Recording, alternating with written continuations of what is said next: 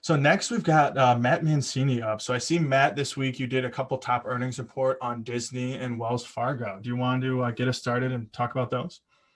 Yeah, so Wells Fargo and Disney, they had really interesting earnings for the past couple weeks. So Disney ended up having their earnings report released on Thursday, and they beat estimates. They got their estimates for their earnings per share was 32 cents, but they actually got 43 cents, which was beating estimates, and that's according to Investopedia. But although they had good earnings and they also had great subscribers to their Disney Plus service as of January 2nd. And it's Disney Plus is a huge competitor with Netflix and Prime Video and also Apple TV. So it's a pretty young service just coming out in 2019, and it's already competing against these huge heavyweights. But despite that, they actually had their stock fall because some investors think that there's too much optimism within this Disney Plus. But we'll wait to see what happens. That was only on Friday, so we'll see. And then with Wells Fargo actually did much a little bit better for their earnings per share, which was 64 cents compared to estimates of 59 cents.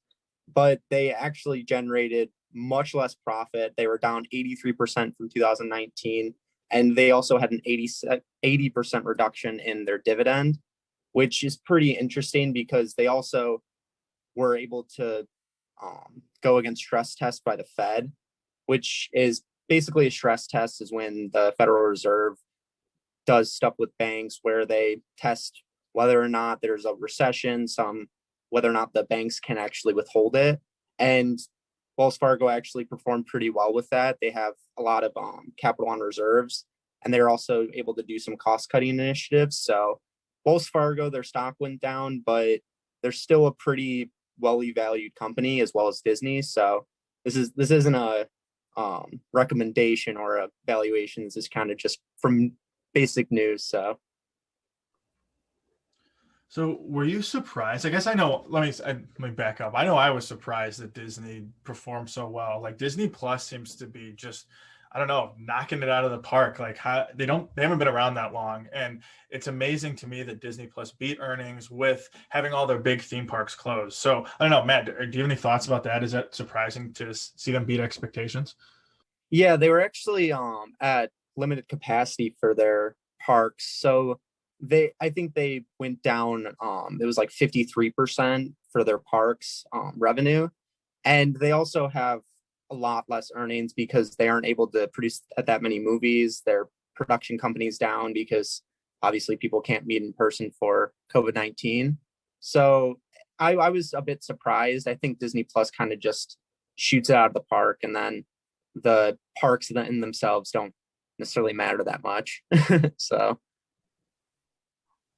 Yeah, Matt, I noticed in your article, it says that Disney is 26% growth average monthly revenue per paid subscriber, and I was looking more into what Disney's doing, and they recently in September, they released a new program called the Disney Plus Premier Access Program, which is where they released the live blockbuster Mulan. That film was pulled from the theatrical run and placed on Disney Plus instead, where subscribers could pay a fee to watch it. What began as like a one-off approach started to become more common as the lockdowns continued. Disney Plus Premiere goes some ways towards recreating the cinematic experience that we can't get from, theaters. The brand new titles that Walt Disney Studios made on Disney Plus are becoming more relevant day in, day out, meaning you can enjoy them from the comfort of your own home. Do you guys see this, this increase in, Disney Plus, Hulu, Apple releasing their own, series continuing?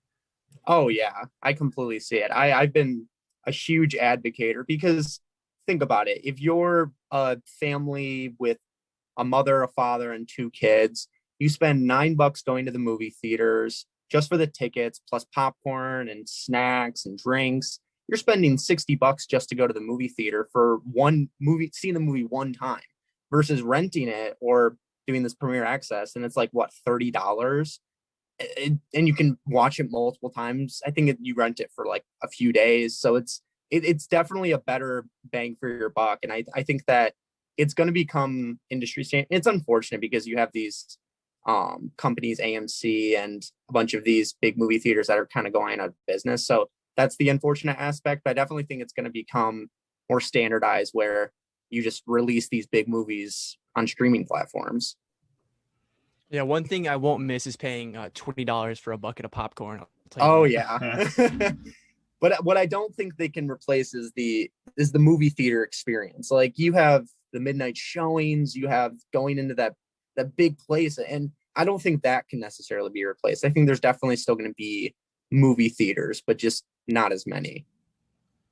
Something interesting I've heard, now this is pure speculation, but I've heard that like Netflix, a lot of people have been calling for Netflix to buy AMC and to buy some of these big these big aging brands that own movie theaters, because like you're saying, Matt, like everybody, I want the movie theater experience. I can't wait to go watch some, badass movie on IMAX.